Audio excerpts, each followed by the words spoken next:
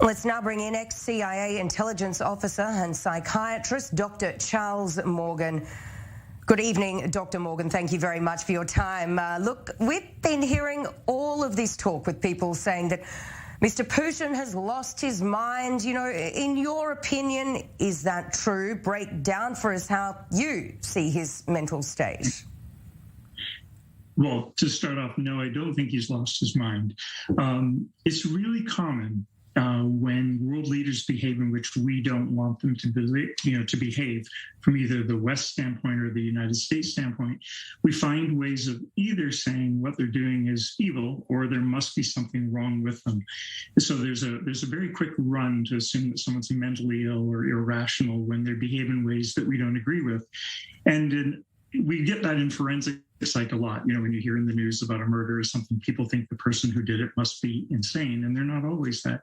The same is true for world leaders. There's usually a rationale to how they're moving, how they're making decisions, because it's in order to achieve a goal that they want. So we have to look at behavior over time and put it in context. More recently, like on TikTok and things like that, people are saying maybe he has Parkinson's or maybe he has cancer, or maybe these are reasons why he's not thinking clearly. With respect to the movements that he has, the fidgeting, the wriggling, those have been around for decades. And usually when he's in conversations where he's having a disagreement with someone, they certainly aren't classic right now of Parkinson's. And with respect to his cognitive capacity, the clarity of it, the way he makes an argument, the way he can sustain his attention, and even try and coax people along to get on board with his idea, shows us that he doesn't have disorganized thinking that we might see if someone had mental illness. So for me, it's more useful to think of him from a personality standpoint. And if you like literature, he's a lot like, in my mind, Richard III. When you think about it from his upbringing, where he did suffer incredible hardship early on growing up. And I think he's someone who, once he finally became in power, was determined to restore either the Soviet or Russian Empire. And he's talked about this for decades, saying, this is what I'm going to do. This is what I think is right. And I'm going to restore the system. And I think for a long time, we've kind of said, yeah, he says that, but he wouldn't really do it. And I think the frustration we're seeing on the part of world leaders is he's doing what he said all along he was planning on doing. From a personality standpoint, he's very low in what we call tender-mindedness. Like, other people's feelings don't influence his decision-making. It's the factor we call agreeableness, or the Mr. Rogers versus Machiavelli factor.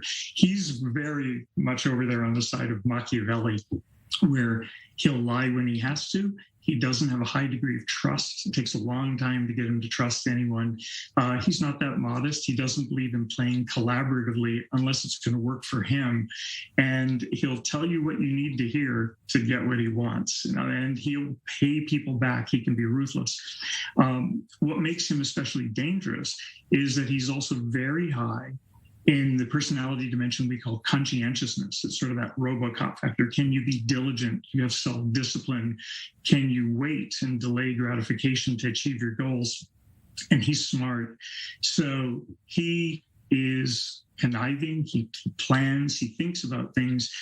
So, and he's not generally impulsive. When you look at him over time, things seem pretty cool and calculated.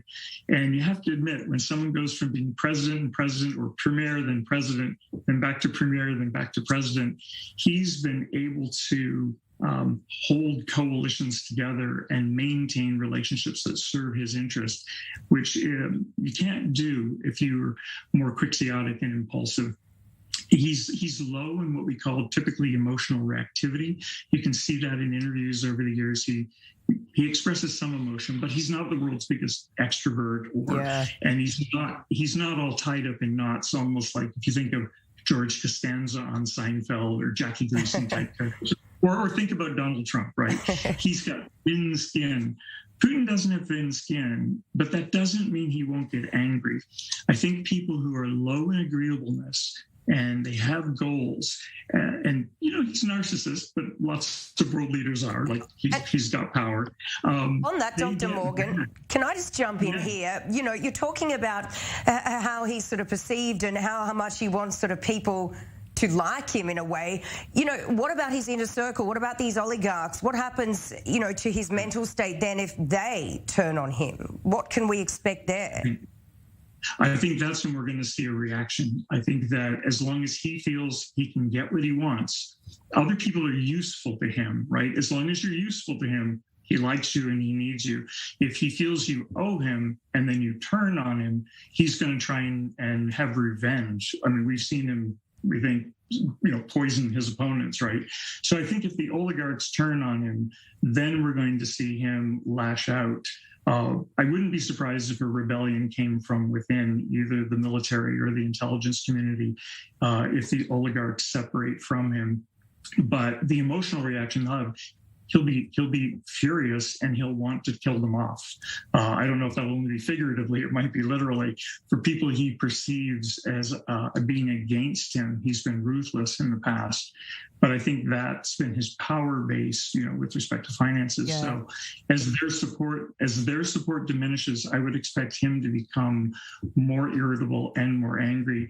But a narcissist who's on that Machiavellian end of the spectrum says, I'm mad, but boy, I'm going to try and get as even as I can, or I'm going to pull the whole house down with me. As if I have to go, I'm going to burn it down as I go. So I don't think he'll back down. Okay.